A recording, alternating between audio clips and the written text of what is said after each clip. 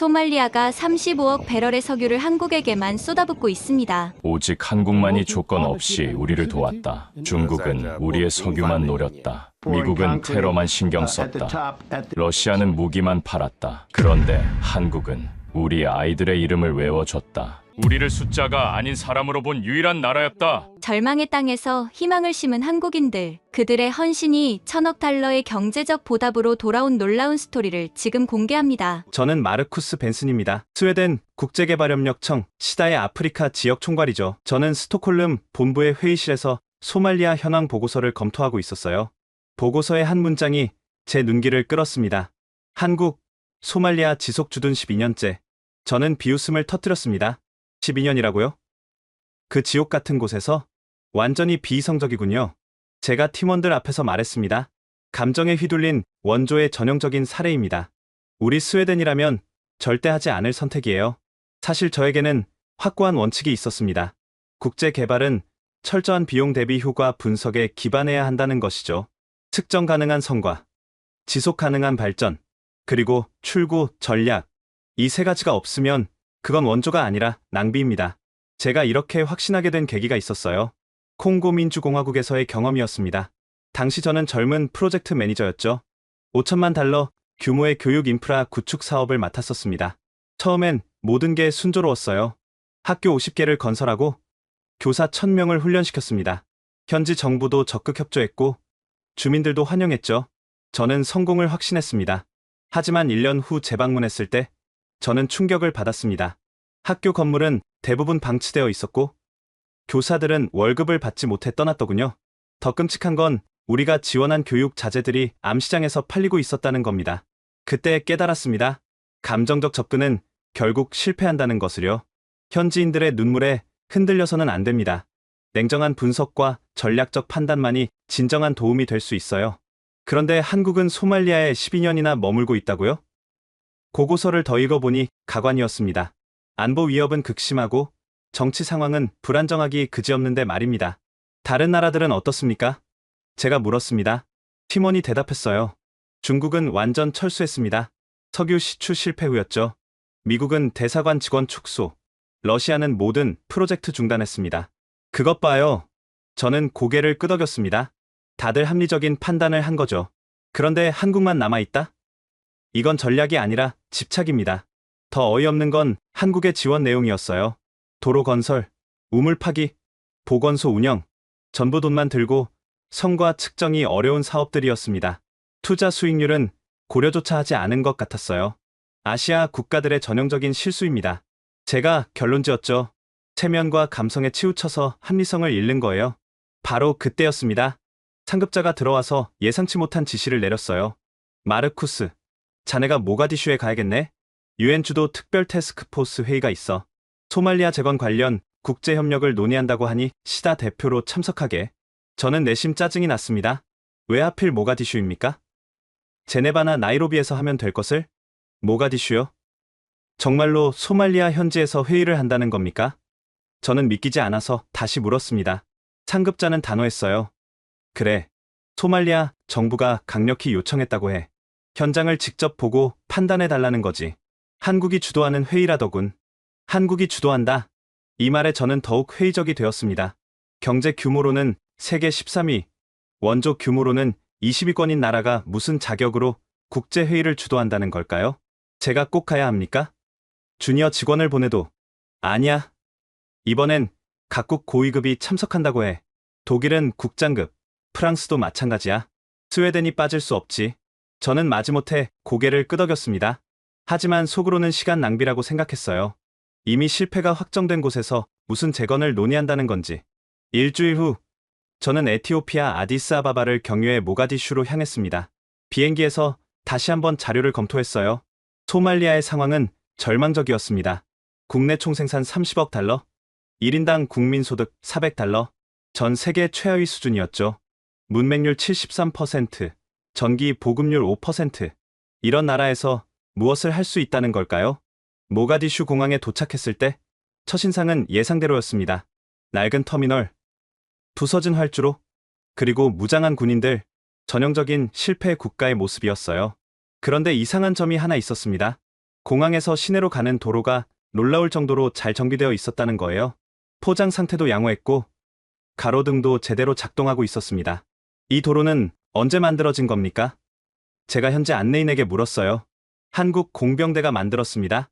3년 전에 완공됐죠. 예전엔 공항에서 시내까지 우기에는 6시간이 걸렸는데 지금은 2시간이면 충분합니다.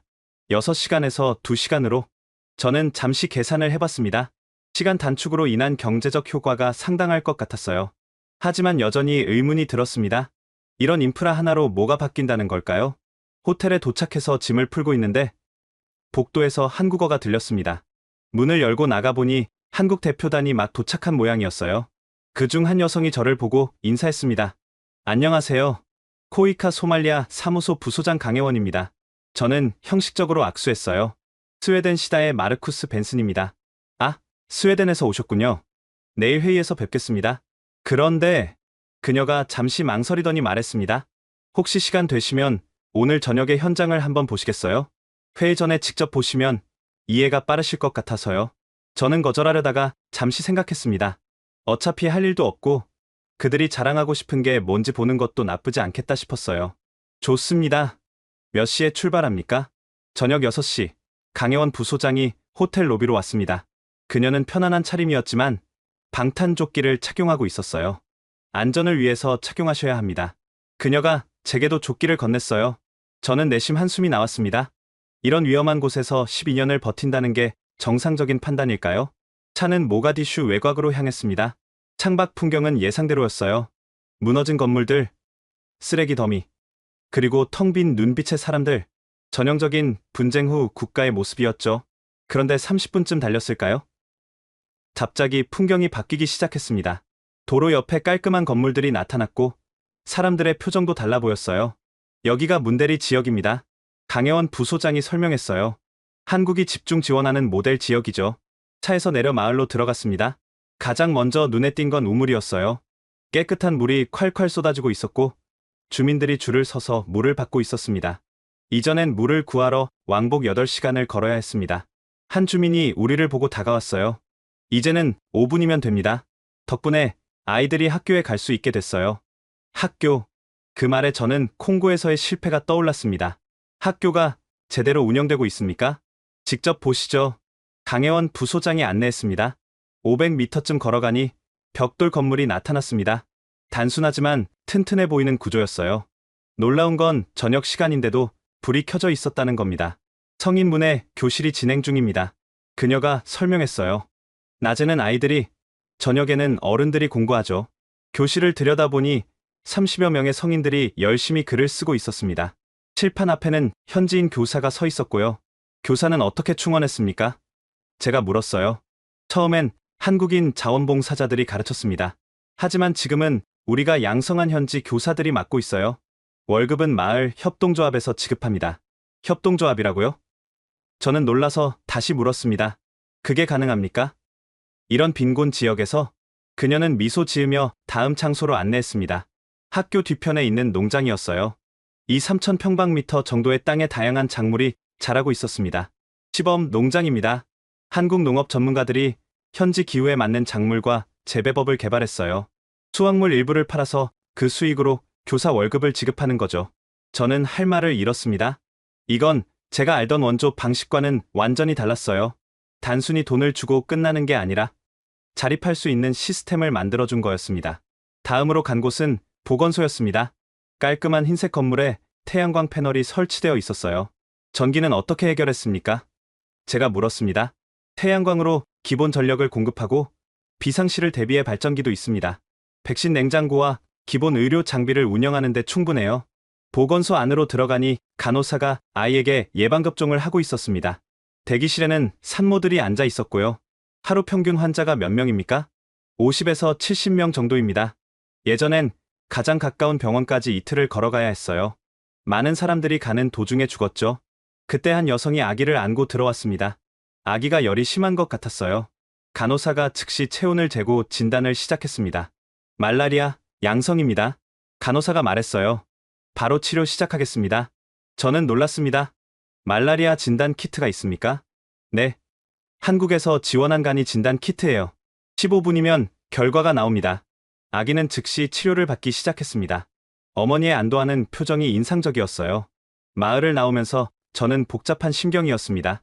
분명 인상적인 성과들이었지만 과연 지속 가능할까요? 그리고 이런 작은 성공이 소말리아 전체를 바꿀 수 있을까요? 다음날 아침, UN 소말리아 임시본부에서 회의가 시작되었습니다. 각국 대표들이 모여 있었고 분위기는 예상외로 진지했어요. 회의장에 들어서자 한 사람이 눈에 띄었습니다. 소말리아 보건부 차관 아브라함 마카치였어요. 그의 표정에는 뭔가 절박함이 묻어났습니다. 한국 측 수석 대표가 발표를 시작했습니다. 지난 12년간의 성과를 설명하는 내용이었죠. 솔직히 처음엔 별로 기대하지 않았습니다. 어차피 과장된 수치일 거라고 생각했으니까요. 그런데 발표 내용은 예상과 달랐습니다. 실패 사례도 솔직하게 공개했고 한계점도 인정했어요. 그리고 구체적인 데이터를 제시했습니다. 영아 사망률이 1000명당 96명에서 52명으로 감소했습니다. 45% 감소율입니다. 저는 메모를 하다가 멈췄습니다. 45%라고요? 이 수치가 사실이라면 놀라운 성과였어요. 안전한 식수 접근성이 18%에서 52%로 증가했습니다. 초등학교 취학률은 23%에서 67%로 올랐고요. 숫자들이 계속 나왔지만 저는 여전히 의심스러웠습니다. 그때 아브라함 차관이 갑자기 일어났어요. 잠시만요. 그가 손을 들었습니다. 제가 직접 증언하고 싶습니다. 회의장이 조용해졌습니다. 차관은 천천히 말을 시작했어요. 여러분은 숫자로 듣고 계시지만 저는 현장에서 직접 봤습니다. 제 고향 마을 이야기를 하겠습니다. 그는 잠시 숨을 고르더니 계속했습니다. 제 조카 딸이 말라리아에 걸렸습니다. 8살이었죠. 병원까지는 사흘 길이었고 우기라 길도 끊겼어요. 결국 제품에서 숨을 거뒀습니다. 회의장에 무거운 침묵이 흘렀어요.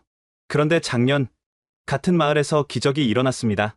이웃집 아이가 똑같이 말라리아에 걸렸어요. 하지만 이번엔 달랐습니다. 마을 보건소에서 즉시 진단받고 30분 만에 치료가 시작됐죠. 그 아이는 지금 건강하게 학교에 다닙니다. 차관의 목소리가 떨리기 시작했습니다. 이 차이를 만든 게 누구입니까? 바로 한국입니다. 그들은 가장 먼저 왔고 가장 오래 머물렀으며 가장 깊이 우리를 이해했습니다. 저는 차관의 진정성에 놀랐습니다. 정치적 수사가 아니라 진심에서 우러나온 말이었어요. 중국은 석유를 원했습니다. 미국은 안보를 원했죠. 프랑스는 영향력을, 러시아는 무기 시장을 원했습니다. 하지만 한국은 달랐어요. 그들이 원한 건 단 하나, 우리가 스스로 일어서는 것이었습니다. 차관은 각국 대표들을 하나씩 바라보며 말했습니다. 그래서 우리 정부는 결정했습니다. 한국과 200년을 함께하고 싶습니다. 아니, 함께해야만 합니다. 200년이라는 말에 회의장이 술렁였습니다. 저도 놀라서 펜을 떨어뜨릴 뻔했어요. 프랑스 대표가 손을 들었습니다. 200년이라니, 그게 현실적입니까? 차관이 대답했습니다. 우리 아이들, 그 아이들의 아이들까지 생각한다면 200년도 짧습니다. 진정한 발전은 세대를 거쳐 이뤄지는 거니까요. 독일 대표도 질문했습니다. 하지만 왜 하필 한국입니까? 더 큰 경제력을 가진 나라들도 있는데? 차관은 잠시 생각하더니 말했습니다. 작년 우기 때 일입니다. 반군 활동으로 UN 직원들이 대피했어요. 미국 대사관도 문을 닫았죠. 그런데 한국 의료진은 그대로 있었습니다. 총성이 들리는 와중에도 수술을 계속했어요. 왜냐고 물었더니 환자를 두고 갈 수 없다고 하더군요. 저는 그 말에 뭔가 울컥했습니다. 의료진이 위험을 무릅쓰고 환자를 지켰다는 게 인상적이었어요. 그들은 우리를 통계로 보지 않았습니다. 한 명 한 명의 이름을 기억했어요. 우리 아이들의 생일도 축하해줬고 우리가 아플 때 함께 울어줬습니다. 이런 나라가 또 있습니까? 회의장은 조용했습니다. 모두가 차관의 말에 빠져들어 있었어요. 그때 강혜원 부소장이 조용히 말했습니다. 저희도 많이 배웠습니다. 소말리아 분들의 강인함과 희망을 보면서 오히려 저희가 더 많은 걸 얻었어요. 점심 휴식 시간, 아브라함 차관이 제게 다가왔습니다. 마르쿠스 씨, 오후에 보르 지역을 방문할 예정인데 함께 가시겠습니까? 직접 보시면 이해가 빠를 겁니다. 보르는 모가디슈에서 북쪽으로 200km 떨어진 오지였습니다. 솔직히 가고 싶지 않았어요. 위험하기도 하고 시간 낭비일 것 같았거든요. 하지만 거절하기도 애매해서 결국 동행하기로 했습니다. 소형 비행기를 타고 1시간쯤 날아가니 보르 공항이 나타났습니다. 활주로라고 하기엔 민망한 흙바닥이었지만 그래도 비행기가 착륙할 수 있다는 게 다행이었어요. 공항에서 차로 30분을 더 가니 마을이 나왔습니다. 첫 인상은 솔직히 충격적이었어요. 제가 생각했던 것보다 훨씬 체계적이었거든요. 마을 중앙에는 큰 우물이 있었고 그 주변으로 학교, 보건소, 시장이 배치되어 있었습니다. 단순해 보이지만 효율적인 구조였어요. 이게 바로 한국식 통합개발 모델입니다. 차관이 설명했어요. 물, 교육, 의료, 경제를 하나로 연결한 거죠. 우물가에는 여인들이 모여 있었습니다. 그런데 단순히 물을 깃는 게 아니었어요. 뭔가 회의를 하고 있는 것 같았습니다. 마을 여성 협동조합 회의예요. 현지 통역사가 설명했습니다. 물 관리, 위생 교육, 소액 대출 사업을 논의하고 있어요. 저는 놀랐습니다. 소액 대출이요? 네. 한국이 초기 자금을 지원했지만 지금은 자체 운영됩니다. 여성들이 작은 사업을 시작할 수 있도록 돕는 거죠. 한 여성이 우리를 보고 다가왔습니다. 밝은 미소가 인상적이었어요. 저는 에스더예요. 이 조합의 회장이죠. 그녀가 자랑스럽게 말했습니다. 작년에 대출받아서 재봉틀을 샀어요. 지금은 교복을 만들어 팔고 있습니다. 수익은 어떻습니까? 제가 물었어요. 한 달에 $200 정도 벌어요. 예전엔 상상도 못했던 돈이죠. 덕분에 아이들 셋을 모두 학교에 보낼 수 있게 됐어요. 학교 이야기가 나와서 우리는 학교로 향했습니다. 수업이 한창이었는데 놀라운 건 디지털 기기를 활용하고 있다는 거였어요. 태블릿 PC예요. 강혜원 부소장이 설명했습니다. 인터넷은 안 되지만 교육 콘텐츠가 저장되어 있어요. 교과서가 부족한 문제를 해결하는 방법이죠. 아이들은 태블릿으로 수학 문제를 풀고 있었습니다. 표정들이 진지하면서도 즐거워 보였어요. 선생님은 몇 명입니까? 제가 물었습니다. 정규 교사 6명, 보조 교사 4명입니다. 모두 이 지역 출신이에요. 한국에서 훈련받고 돌아온 사람들이죠. 그때 한 선생님이 우리에게 다가왔습니다. 젊은 남성이었는데 뭔가 특별해 보였어요. 저는 사무엘입니다. 수학 교사예요. 그가 영어로 말했습니다. 사실 저도 이 학교 졸업생입니다. 졸업생이라고요? 저는 놀랐습니다. 네. 간신히 졸업했어요. 그때는 천막 교실이었죠. 한국 선생님들이 가르쳐 주셨는데 특히 수학 선생님이 인상 깊었어요. 그분처럼 되고 싶어서 교사가 됐습니다. 이건 정말 놀라운 일이었습니다. 불과 7년 만에 학생이 교사가 되어 돌아온 거잖아요. 이게 바로 지속 가능한 발전의 모습이 아닐까요? 다음은 보건소였습니다. 여기서 더 놀라운 걸 봤어요. 수술실이 있었던 겁니다. 간단한 수술이 가능합니다. 의료진이 설명했어요. 맹장염, 제왕절개 같은 응급 수술을 할 수 있어요. 예전엔 이런 환자들이 대부분 죽었죠. 마침 한 산모가 검진을 받고 있었습니다. 초음파 기계로 태아 상태를 확인하는 모습이 인상적이었어요. 이 초음파 기계는 어떻게? 제가 묻자 강혜원 부소장이 웃으며 대답했습니다. 중고 의료장비 재활용 프로젝트예요. 한국 병원에서 교체하는 장비를 정비해서 보내는 거죠. 새 장비의 10분의 1 가격이지만 충분히 쓸 만합니다. 실용적이면서도 효과적인 접근이었습니다. 저는 점점 한국의 방식에 감탄하게 되었어요. 마을을 떠나기 전 장터에 들렀습니다. 작지만 활기찬 시장이었어요. 농산물, 수공예품, 심지어 휴대폰 충전 서비스까지 있었습니다. 이 모든 게 언제부터 시작됐습니까? 제가 물었어요. 차관이 대답했습니다. 한국이 우물을 판 게 시작이었어요. 물이 생기니 사람이 모이고, 사람이 모이니 시장이 생기고, 시장이 생기니 일자리가 생겼죠. 모든 게 연결되어 있습니다. 돌아오는 비행기 안에서 저는 깊은 생각에 잠겼습니다. 제가 본 건 단순한 원조가 아니었어요. 마을 전체를 살리는 유기적인 시스템이었습니다. 그날 저녁, 호텔바에서 각국 대표들과 비공식 모임이 있었습니다. 다들 낮에 본 것들에 대해 이야기하고 있었어요. 프랑스 대표가 먼저 입을 열었습니다. 인상적이긴 했지만 지속 가능성이 의문입니다. 한국이 계속 지원할 수 있을까요? 독일 대표도 동의했어요. 맞아요. 우리도 아프리카에서 비슷한 프로젝트를 했지만 결국 현지 정부의 부패로 실패했죠. 그때 강혜원 부소장이 조용히 말했습니다. 차이점이 뭔지 아십니까? 우리는 정부를 통하지 않고 주민들과 직접 일했습니다. 그리고 단순히 주는 게 아니라 함께 만들어갔어요. 그게 뭐가 다릅니까? 프랑스 대표가 물었어요.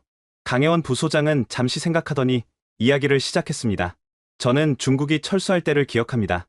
그들은 막대한 투자를 했지만 결국 포기했죠. 왜일까요? 그들은 소말리아를 자원 공급처로만 봤기 때문입니다. 석유가 나오지 않자 바로 떠났어요. 다들 고개를 끄덕였습니다. 중국의 철수는 유명한 사건이었으니까요.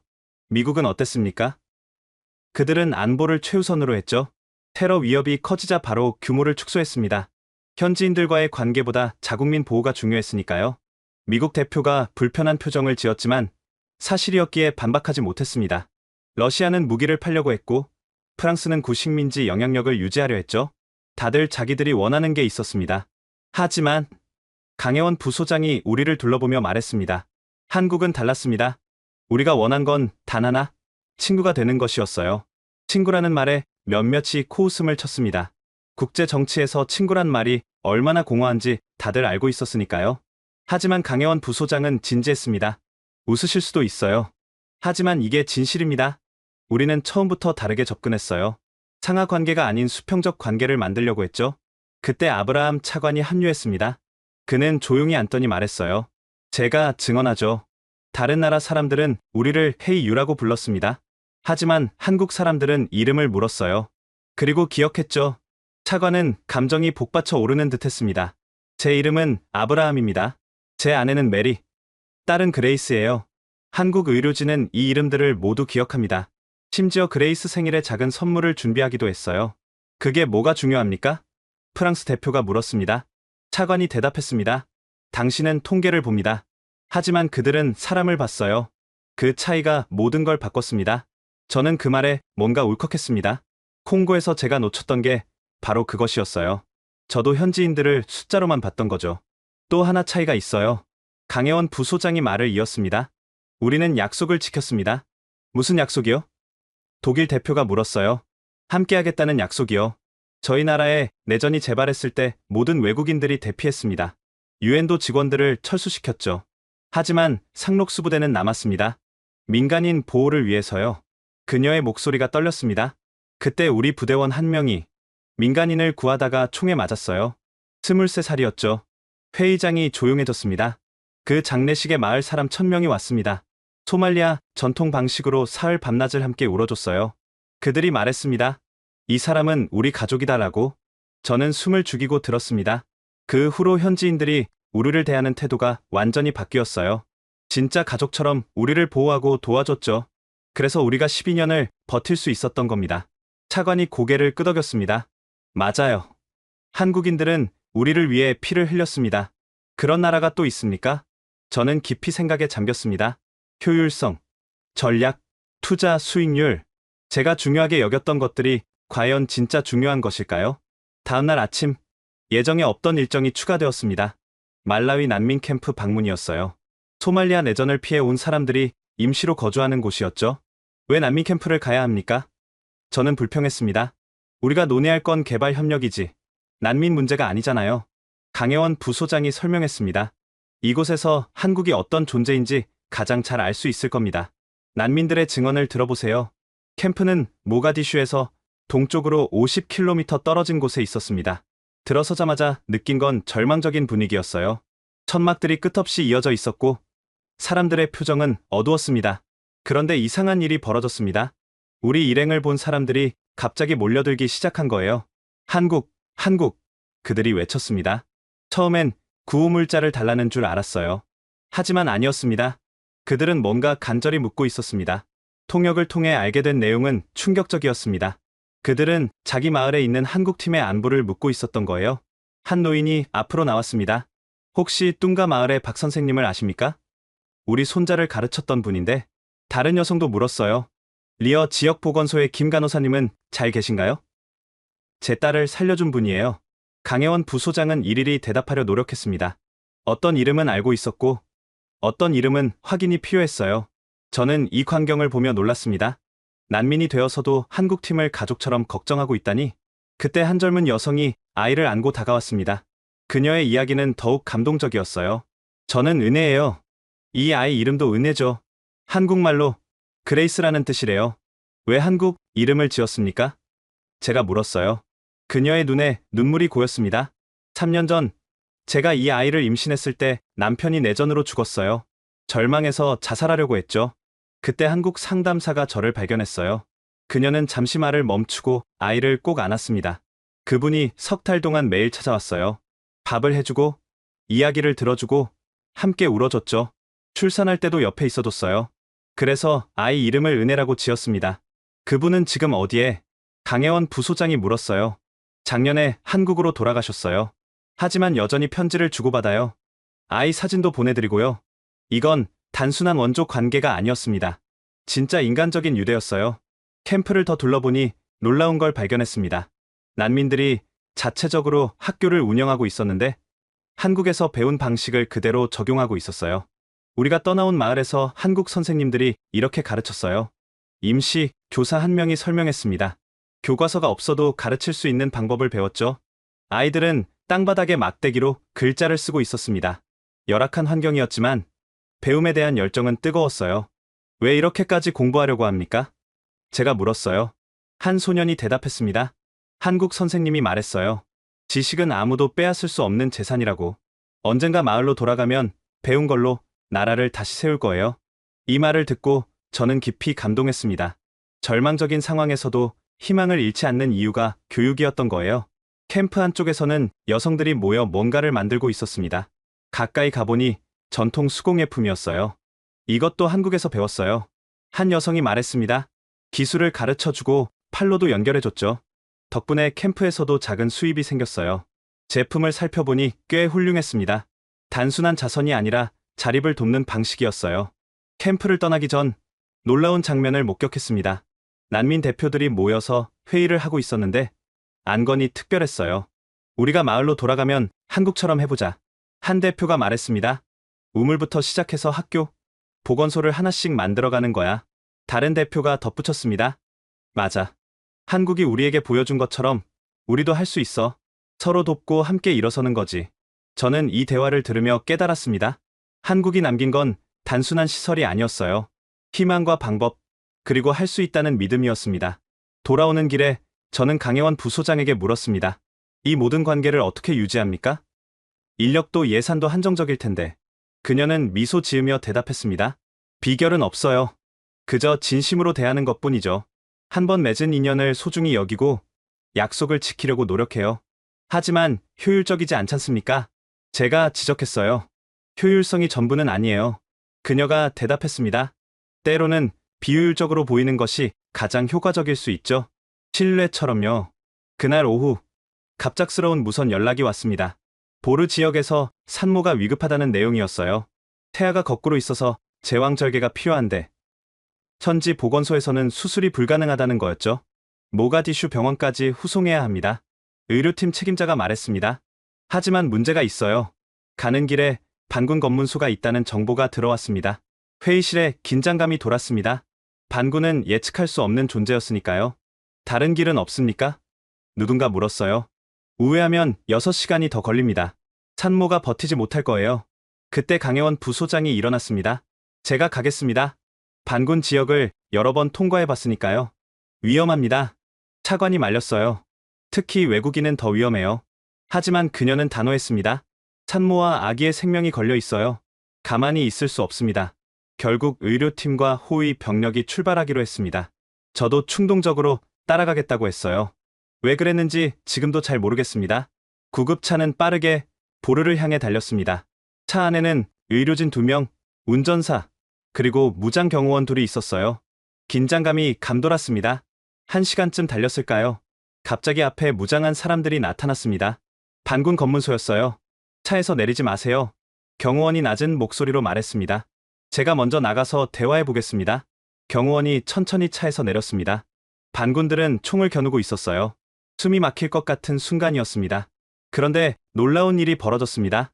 반군 지휘관이 구급차를 보더니 뭔가 알아본 듯한 표정을 지었어요. 한국? 그가 물었습니다. 경호원이 고개를 끄덕이자 지휘관의 표정이 부드러워졌습니다. 그리고 부하들에게 뭐라고 지시했어요. 강혜원 부소장이 차에서 내렸습니다. 위험한 행동이었지만 그녀는 침착했어요. 안녕하세요. 그녀가 현지어로 인사했습니다. 우리는 의료팀입니다. 산모를 병원으로 후송 중이에요. 지휘관이 다가와서 구급차 안을 들여다봤습니다. 고통스러워하는 산모를 본 그의 표정이 변했어요. 그리고 놀랍게도 그가 말했습니다. 빨리 가세요. 우리가 길을 열어드리겠습니다. 부하들에게 손짓하자 그들이 길 양옆으로 비켰습니다. 심지어 한 명은 앞서 달리며 다음 검문소에 무선 연락을 했어요.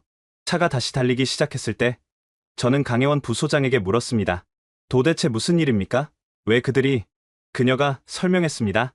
작년에 그 지휘관의 어머니가 아팠어요. 우리 의료진이 치료했죠. 그때부터 우리를 다르게 봅니다. 반군도 치료해준다는 말입니까? 저는 놀랐어요. 의사는 환자만 봅니다. 소속이 중요한 게 아니에요. 그게 인도주의 원칙이죠. 두 번째 검문소도 무사히 통과했습니다. 첫 번째 지휘관이 미리 연락해둔 덕분이었어요. 하지만 세 번째 검문소에서 문제가 생겼습니다. 다른 파벌의 반군이었던 거예요. 모두 내려! 그들이 소리쳤습니다. 상황이 위험해졌습니다. 이 파벌은 한국 팀과 접촉이 없었던 모양이에요. 그때 산모가 비명을 질렀습니다. 진통이 심해진 거였어요. 의료진이 차 안에서 응급 처치를 시작했습니다. 그 모습을 본 반군 중 한 명이 동요했습니다. 젊은 병사였는데 뭔가 고민하는 표정이었어요. 갑자기 그가 지휘관에게 뭐라고 말했습니다. 격렬한 논쟁이 이어졌어요. 나중에 안 사실인데 그 젊은 병사의 아내도 임신 중이었다고 합니다. 그래서 산모의 고통에 공감했던 거예요. 결국 지휘관이 한 발 물러났습니다. 10분 안에 떠나라. 그가 말했습니다. 우리는 서둘러 출발했습니다. 다행히 나머지 길은 순조로웠어요. 모가디슈 병원에 도착했을 때 산모는 의식이 희미했습니다. 즉시 수술실로 옮겨졌어요. 2시간의 수술 끝에 아기가 태어났습니다. 건강한 남자아이였어요. 산모도 무사했습니다. 수술을 마친 의사가 나와서 말했습니다. 30분만 늦었어도 위험했을 겁니다. 정말 아슬아슬했어요. 산모의 남편이 눈물을 흘리며 감사 인사를 했습니다. 한국 팀이 아니었다면 정말 감사합니다. 그때 강혜원 부소장이 제게 말했습니다. 이게 우리가 12년째 여기 있는 이유예요. 그날 밤 호텔 라운지에서 강혜원 부소장과 차를 마시게 되었습니다. 낮에 일로 많은 생각이 들었거든요. 오늘 정말 위험했습니다. 제가 말했어요. 그런 위험을 감수할 가치가 있습니까? 그녀는 천천히 차를 한 모금 마시고 말했습니다. 마르쿠스 씨, 제가 왜 이 일을 하는지 아세요? 저는 고개를 저었습니다. 사실 저에게는 남동생이 있었어요. 강태원? 상록수부대 상사였죠. 과거형으로 말하는 걸 보니 좋지 않은 일이 있었나 봅니다. 동생은 저보다 3살 어렸어요. 어릴 때부터 의협심이 강한 아이였죠. 불의를 보면 참지 못하는 성격이었어요. 그녀의 눈빛이 먼 곳을 보고 있었습니다. 저는 동생이 상록수부대 지원을 하겠다고 했을 때 가족들이 모두 반대했어요. 위험하다고. 왜 남의 나라 일에 목숨을 거느냐고요. 하지만 동생은 고집을 꺾지 않았습니다. 누군가는 가야 하잖아요. 도움이 필요한 사람들이 있는데 모른 척할 수 없어요. 그게 동생의 대답이었어요. 강혜원 부소장은 가방에서 낡은 편지 봉투를 꺼냈습니다. 동생이 파견 가기 전날 저에게 준 편지예요. 혹시 무슨 일이 생기면 읽어보라고 했죠? 농담인 줄 알았는데 그녀의 손이 미세하게 떨렸습니다. 동생은 첫 파견을 갔고 얼마 후에 2번째 파견을 갔어요. 그때까지는 잘 지냈죠. 현지에 친구들이 생겼다면서 더 가야겠다고 하더군요. 친구들이요? 제가 물었습니다. 네. 마을 아이들이랑 친해졌대요. 특히 다니엘이라는 소년을 자주 언급했죠. 총명한 아이인데 학교가 없어서 공부를 못한다고 안타까워했어요. 그녀는 잠시 말을 멈추고 차를 마셨습니다. 2번째 파견 때는 개인 돈으로 학용품을 잔뜩 사갔어요. 연필, 공책, 지우개, 작은 것들이지만 아이들이 너무 좋아했대요. 그때 찍은 사진을 봤는데 동생이 정말 행복해 보였어요. 군복을 입고 있었지만 그냥 동네 형 같았죠. 아이들에게 둘러싸여서 웃고 있었어요. 강혜원 부소장이 휴대폰을 꺼내 사진을 보여줬습니다. 젊은 군인이 아이들과 함께 찍은 사진이었는데 모두가 환하게 웃고 있었어요. 그리고 여름에 3번째 파견을 또 갔어요. 그때는 상황이 많이 안 좋았죠. 내전이 격화되고 있었거든요. 그녀의 목소리가 낮아졌습니다. 7월 18일. 그날도 평범한 날이었대요. 동생은 순찰을 나갔고 마을 사람들은 일상을 보내고 있었죠. 그런데 갑자기 총성이 들렸습니다. 저는 숨을 죽이고 들었습니다. 반군이 마을을 습격한 거예요. 주민들이 학교로 대피했는데 거기에 아이들이 있었죠. 동생이 가르치던 아이들이요. 강혜원 부소장의 눈에 눈물이 고였습니다. 동생은 망설이지 않았대요. 부대 지침상 교전을 피해야 했지만 아이들을 버릴 수 없었던 거죠. 학교로 뛰어갔습니다. 동료들의 증언에 따르면 동생은 아이들을 뒷문으로 대피시켰대요. 다니엘이랑 다른 아이들 수십 명을 안전한 곳으로 보냈죠. 하지만 그녀가 잠시 말을 멈췄습니다. 저는 조용히 기다렸어요. 마지막 아이를 내보내고 돌아서는 순간 총을 맞았습니다. 등에 새 발을. 라운지가 조용했습니다. 배경음악만 낮게 흘러나왔어요. 헬기로 후송했지만 늦었어요. 의식이 있을 때 동료에게 한 말이, 아이들은 다 무사한가요? 다니엘은요? 그게 마지막 말이었대요. 제 눈시울이 뜨거워졌습니다. 장례식 날, 믿기 어려운 일이 일어났어요. 그 마을에서 사람들이 왔는데 1000명이 넘었습니다. 위험을 무릅쓰고 온 거예요. 강혜원 부소장이 편지를 만지작거렸습니다. 마을 장로가 우리 부모님께 말했어요. 당신의 아들은 우리 아이들의 목숨을 구했습니다. 그는 영원히 우리 마을의 아들입니다. 그리고 그들은 소말리아 전통 장례를 치러줬어요. 사흘 밤낮을 우리와 함께 울어줬죠. 다니엘이라는 소녀는 동생의 관을 놓지 않았대요. 그녀가 편지를 펼쳤습니다. 이제야 이 편지를 읽어드릴 수 있을 것 같네요. 낡은 종이에 반듯한 글씨가 적혀 있었습니다. 누나, 이 편지를 읽고 있다면 제게 무슨 일이 생긴 거겠죠? 너무 슬퍼하지 마세요. 저는 후회하지 않아요. 소말리아에 와서 많은 걸 배웠어요. 진짜 가난이 뭔지, 진짜 고통이 뭔지 봤죠. 하지만 더 중요한 걸 봤어요. 희망을 잃지 않는 사람들의 힘을요. 여기 아이들은 우리나라 아이들과 똑같아요. 웃고, 울고, 꿈꾸죠.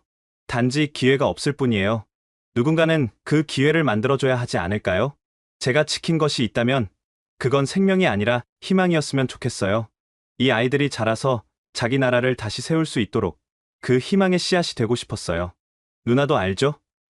우리가 받은 것을 나누는 게 얼마나 중요한지. 대한민국이 폐허에서 일어선 것처럼 소말리아도 일어설 거예요. 우리가 함께 한다면요. 부모님께는 자랑스러운 아들이었다고 전해주세요. 그리고 누나, 제 목까지 살아주세요. 사랑해요. 편지를 읽는 동안 저도 모르게 눈물이 흘렀습니다. 그 후로 저는 동생의 유지를 이어받기로 했어요. 강혜원 부소장이 말했습니다. 군인이 될 수는 없었지만 다른 방법으로 돕고 싶었죠. 그래서 코이카에 지원했고 소말리아 담당을 자원했어요. 7년째 이 일을 하고 있습니다. 힘들지 않습니까? 제가 물었어요. 힘들죠. 하지만 동생이 지키려 했던 아이들을 볼 때마다 힘이 나요. 다니엘은 지금 고등학생이 됐어요.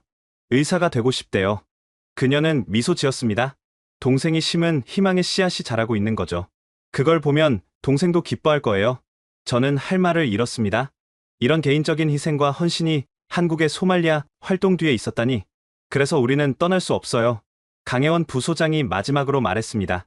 여기엔 우리 가족이 있으니까요. 다음날 회의는 완전히 다른 분위기로 시작됐습니다. 소말리아 정부 대표단이 거대한 서류 뭉치를 들고 왔거든요.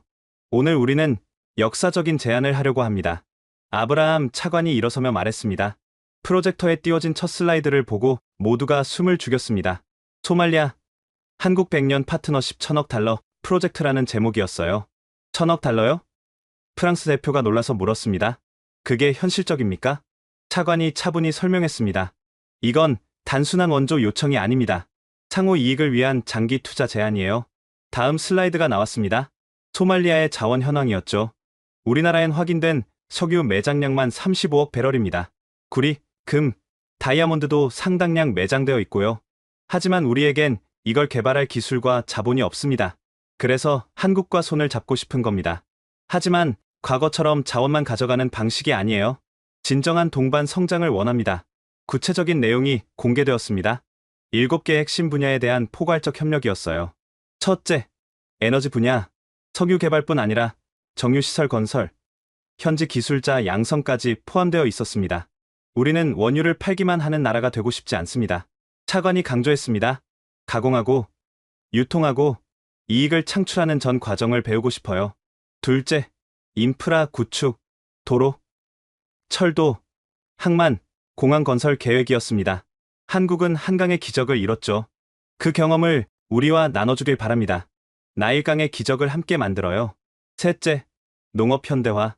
소말리아는 비옥한 땅을 가졌지만 기술이 부족했습니다. 한국의 새마을 운동처럼 우리도 농촌을 바꾸고 싶습니다. 자급자족을 넘어 수출까지 할 수 있는 농업 강국이 되고 싶어요. 넷째, 교육 시스템. 초등교육부터 대학까지 전면적인 개혁이었습니다. 한국의 교육열을 배우고 싶습니다. 지식이 가장 큰 자원이라는 걸 한국이 증명했으니까요. 다섯째, 의료 체계. 병원 건설뿐 아니라 의료 인력 양성이 핵심이었습니다. 더 이상 우리 국민이 간단한 병으로 죽는 걸 보고 싶지 않습니다. 한국의 의료보험 시스템도 도입하고 싶어요. 여섯째, 정보통신 인프라. 놀랍게도 소말리아는 디지털 도약을 꿈꾸고 있었습니다. 유선을 건너뛰고 바로 무선으로 가려고 합니다. 한국의 IT 기술로 전 국민을 연결하고 싶어요. 마지막으로 거버넌스 개선, 투명하고 효율적인 정부 시스템 구축이었습니다. 한국의 전자정부 시스템을 벤치마킹하고 싶습니다. 부패를 줄이고 효율을 높이는 방법을 배우고 싶어요. 저는 이 제안의 규모에 압도되었습니다. 이건 단순한 개발 원조가 아니라 국가 전체를 재설계하는 프로젝트였어요. 왜 하필 한국입니까? 독일 대표가 물었습니다. 이런 대규모 프로젝트는 여러 나라가 컨소시엄을 구성하는 게 일반적인데 차관의 대답은 단호했습니다. 신뢰 때문입니다. 한국은 12년간 단 한 번도 우리를 실망시킨 적이 없어요. 어려울 때 떠나지 않았고 약속을 어기지 않았습니다. 더 중요한 건 한국은 우리를 동등한 파트너로 대해줬다는 거예요. 시혜를 베푸는 게 아니라 함께 성장하려고 했죠. 그는 각국 대표들을 둘러보며 말했습니다. 솔직히 말씀드리죠. 중국은 자원만 가져갔습니다. 미국은 안보만 신경 썼고요. 프랑스는 과거 식민지 시절처럼 우리를 대했습니다. 좀 거친 표현이었지만 반박하는 사람은 없었습니다. 하지만 한국은 달랐어요. 그들은 우리에게 물고기를 주는 대신 낚시하는 법을 가르쳐줬습니다. 그리고 함께 낚시했죠. 강혜원 부소장이 조심스럽게 말했습니다. 저희도 영광이지만 이런 대규모 프로젝트는 한국 단독으로는 어렵습니다. 다른 나라들과 협력해야. 그래서 조건이 있습니다. 차관이 말했습니다.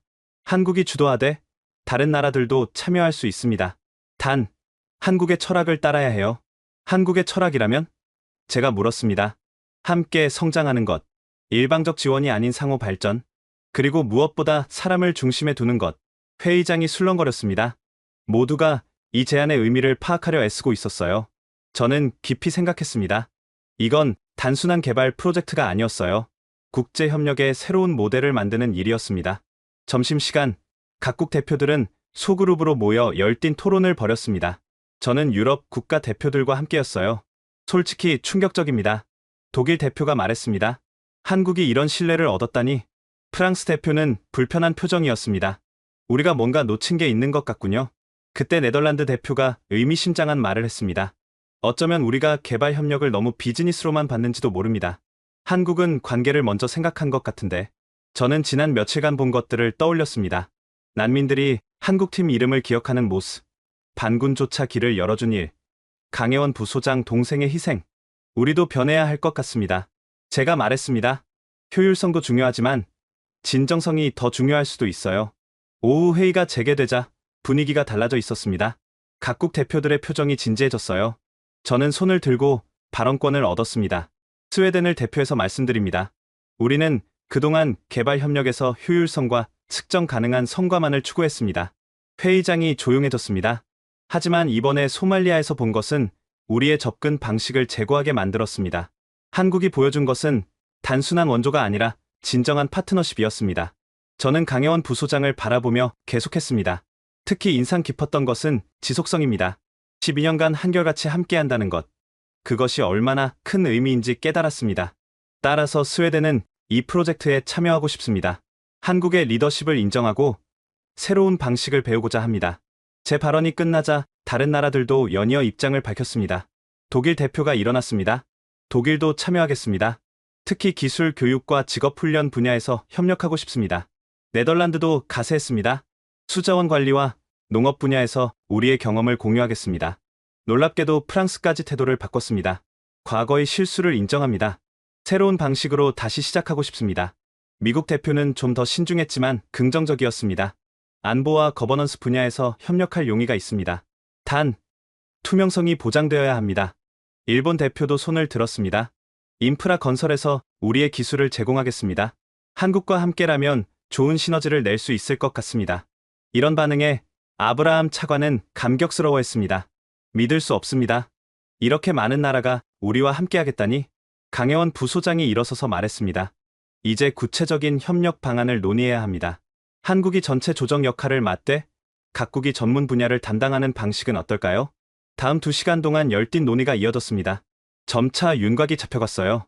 한국 전체 조정 및 의료, 교육주도 독일 기술 교육 및 제조업 육성 스웨덴 거버넌스 및 행정 시스템, 네덜란드 수자원 및 농업 프랑스 문화 및 언어, 교육 미국 안보 및 법치 일본 인프라 건설, 총 투자 규모는 1,000억 달러에서 800억 달러로 조정되었습니다. 기간은 100년에서 50년으로 현실화했고요. 이게 바로 진정한 국제협력입니다. 차관이 감동스러워하며 말했습니다. 한 나라가 아니라 여러 나라가 함께, 하지만 한국의 정신으로. 그때 저는 깨달았습니다.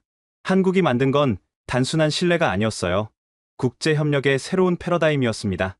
회의가 끝날 무렵 각국 대표들이 자발적으로 박수를 쳤습니다. 강혜원 부소장과 한국팀을 향한 박수였어요. 저도 일어서서 박수를 쳤습니다. 며칠 전만 해도 비웃었던 제가 말이에요. 회의 마지막 날, 특별한 일정이 추가되었습니다.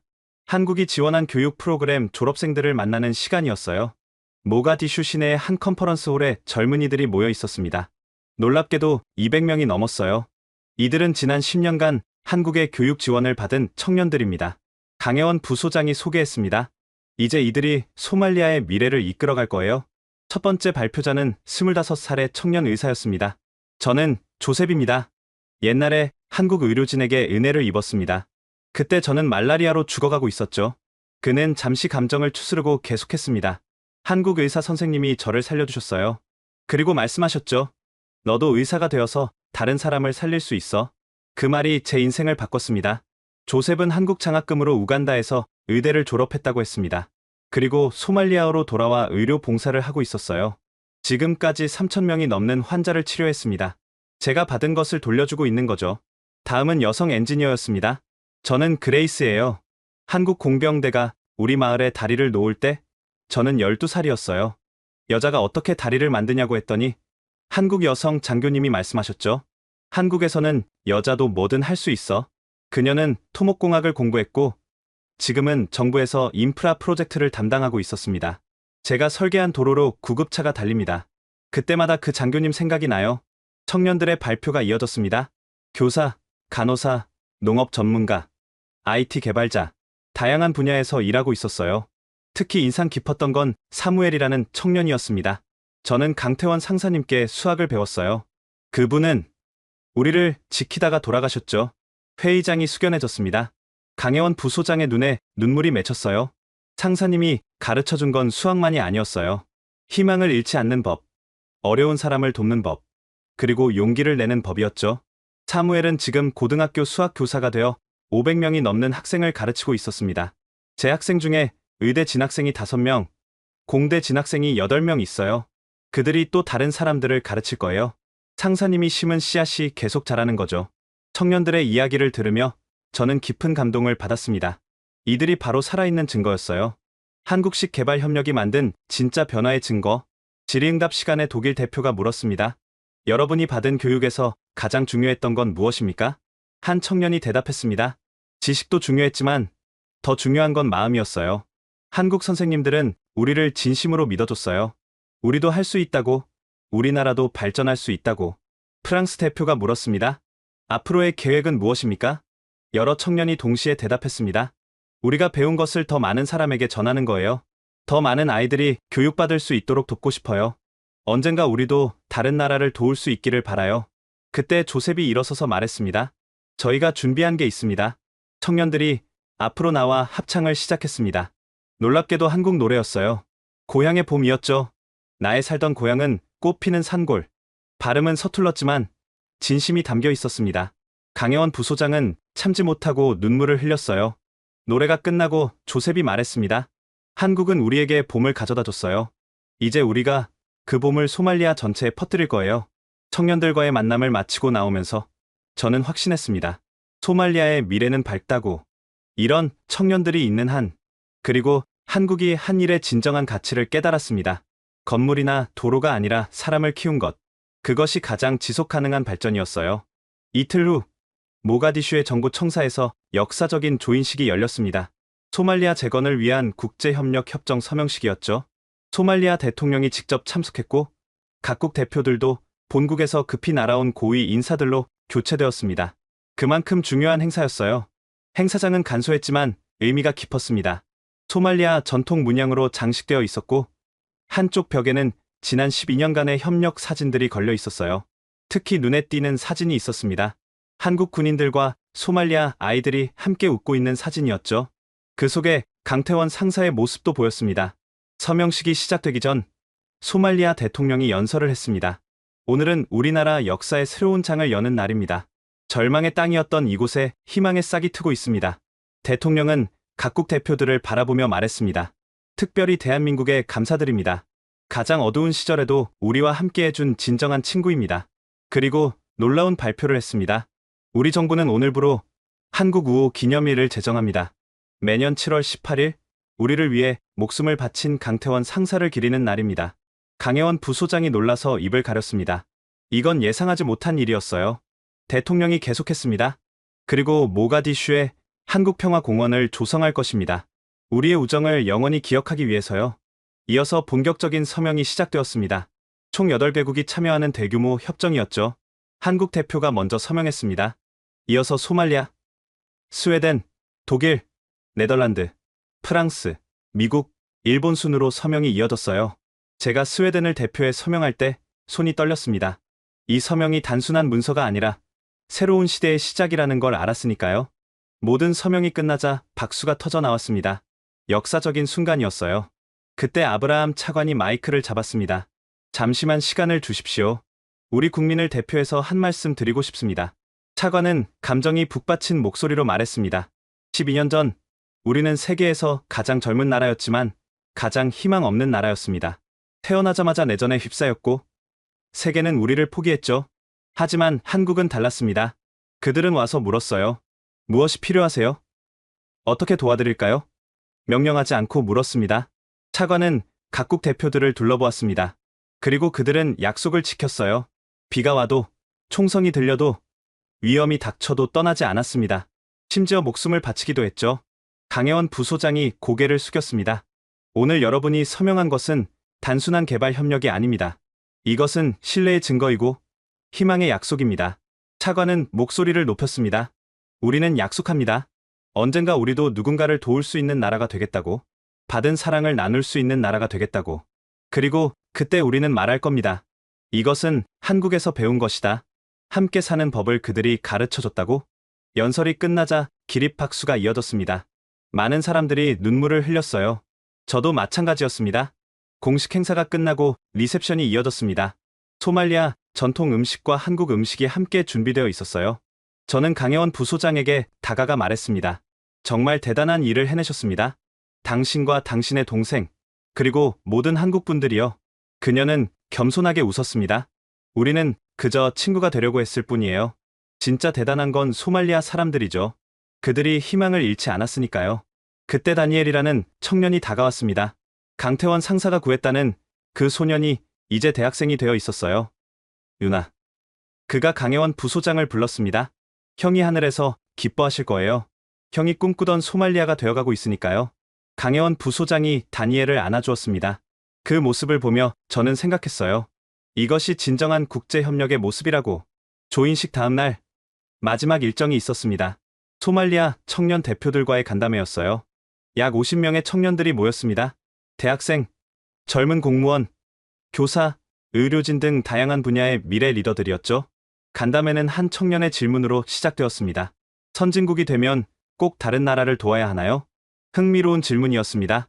강혜원 부소장이 대답했어요. 의무는 아니에요.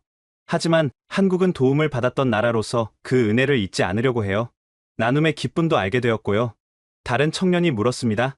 우리 같은 가난한 나라도 언젠가 다른 나라를 도울 수 있을까요? 이번엔 제가 대답했습니다. 물론입니다. 도움은 꼭 물질적인 것만이 아니에요. 경험, 지혜, 문화도 나눌 수 있죠. 소말리아가 겪은 아픔과 그것을 극복한 경험은 비슷한 상황의 나라들에게 큰 도움이 될 거예요. 그때 한 여학생이 일어섰습니다. 저는 미래에 대한 꿈이 있어요. 들어주시겠어요? 모두가 고개를 끄덕였습니다. 저는 아프리카 전체를 생각해요. 우리 대륙에는 소말리아처럼 어려운 나라들이 많아요. 언젠가 소말리아가 안정되면 우리가 그들을 도우러 가고 싶어요. 그녀의 목소리에는 확신이 담겨 있었습니다. 한국이 우리에게 해준 것처럼 우리도 할 수 있어요. 학교를 짓고, 우물을 파고, 아픈 사람을 치료하고, 무엇보다 희망을 전할 수 있어요. 다른 청년들도 자신의 꿈을 이야기하기 시작했습니다. 저는 의사인데 아프리카 의료 봉사단을 만들고 싶어요. 저는 교사로서 문맹 퇴치 운동을 대륙 전체로 확산시키고 싶어요. 저는 엔지니어인데 아프리카 국가들을 연결하는 도로망을 건설하고 싶어요. 그들의 꿈은 원대했지만 공허하지 않았습니다. 한국에서 배운 구체적인 방법론이 있었으니까요. 한 청년이 특별한 제안을 했습니다. 소말리아 평화봉사단을 만들면 어떨까요? 젊은이들이 자원해서 다른 나라를 돕는 거예요. 한국의 해외봉사단처럼요. 여러 청년이 호응했습니다. 좋은 생각이야. 우리가 받은 걸 나누는 거지. 처음엔 작게 시작해도 돼. 중요한 건 시작하는 거야. 강혜원 부소장이 감동스러워하며 말했습니다. 여러분의 꿈을 듣고 있으니 가슴이 벅차요. 이미 여러분은 함께 사는 세상의 의미를 알고 있네요. 마지막으로 청년 대표가 준비한 선언문을 낭독했습니다.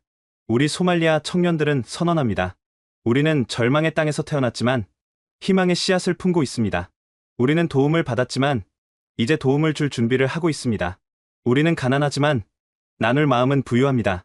한국이 보여준 길을 따라 우리도 걸어가겠습니다. 받은 사랑을 기억하고 그 사랑을 전파하겠습니다. 언젠가 누군가 우리를 보고 말할 것입니다. 소말리아가 우리에게 희망을 주었다고? 이것이 우리의 약속입니다.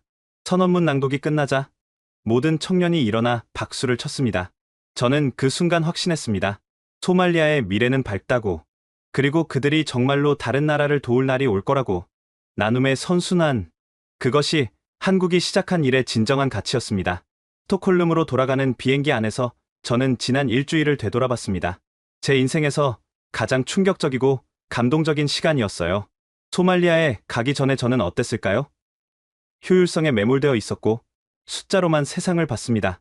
개발 협력을 투자와 수익의 관점에서만 바라봤죠. 하지만 이제는 다릅니다. 한국이 보여준 것은 완전히 다른 패러다임이었어요. 사람을 중심에 두고 관계를 중시하며 함께 성장하는 것. 그것이 진정한 발전이라는 걸 배웠습니다. 스톡홀름에 도착하자마자 저는 긴급 회의를 소집했습니다. 시다의 전 직원이 모인 자리에서 저는 소말리아에서의 경험을 공유했어요. 우리는 변해야 합니다. 제가 말했습니다. 효율성도 중요하지만 그보다 중요한 게 있어요. 바로 사람입니다. 직원들은 처음엔 의아해했습니다. 효율성을 강조하던 제가 갑자기 다른 이야기를 하니까요. 저는 구체적인 사례들을 들려줬습니다. 난민들이 한국팀 이름을 기억하는 일, 반군조차 길을 열어준 일, 청년들이 꿈을 갖게 된 일. 한국은 12년간 일관되게 한 가지를 했습니다. 사람을 사람으로 대한 것이죠. 그 결과 그들은 1,000억 달러짜리 프로젝트보다 더 값진 것을 얻었어요. 바로 신뢰입니다. 점차 직원들의 표정이 바뀌기 시작했습니다. 특히 현장 경험이 있는 직원들이 크게 공감했어요. 맞아요. 저도 케냐에서 비슷한 경험을 했어요. 현지인들과 진정한 관계를 맺었을 때 프로젝트가 성공했죠. 우간다에서도 그랬어요. 숫자에만 집중하면 정작 중요한 걸 놓치게 돼요. 저는 구체적인 변화 방안을 제시했습니다. 앞으로 우리의 모든 프로젝트에 관계 지표를 추가합시다. 현지인들과 얼마나 깊은 신뢰를 쌓았는지, 그들의 역량이 얼마나 성장했는지를 측정하는 거예요. 그리고 단기 성과에 집착하지 말고 장기적 관점을 가집시다. 한국처럼 10년, 20년을 내다보는 거죠. 회의가 끝난 후 많은 직원이 제게 다가와 감사를 표했습니다. 드디어 우리가 왜 이 일을 하는지 다시 생각하게 됐어요. 숫자 뒤에 숨어있던 사람들이 보이기 시작했어요. 한 달 후, 저는 스웨덴 정부에 보고서를 제출했습니다. 제목은 인간 중심 개발 협력 한국 모델에서 배우다였어요. 보고서는 큰 반향을 일으켰습니다. 정부뿐 아니라 의회, 시민사회에서도 관심을 보였죠. 스웨덴 국제개발장관이 저를 불렀습니다. 마르쿠스, 당신의 보고서를 읽었네. 매우 인상적이야. 스웨덴도 변화가 필요한 것 같아. 앞으로 스웨덴은 사람 중심 개발 협력 정책을 수립할 계획입니다. 한국 모델을 벤치마킹해서 말이죠. 그리고 가장 기쁜 소식이 있습니다. 소말리아에서 첫 번째 자립 마을이 탄생했다는 거였어요. 외부 지원 없이도 학교와 보건소를 운영할 수 있게 된 마을이 생긴 겁니다. 강혜원 부소장이 보낸 메시지에는 이렇게 적혀 있었습니다. 마르쿠스 씨, 변화의 씨앗이 열매를 맺기 시작했어요.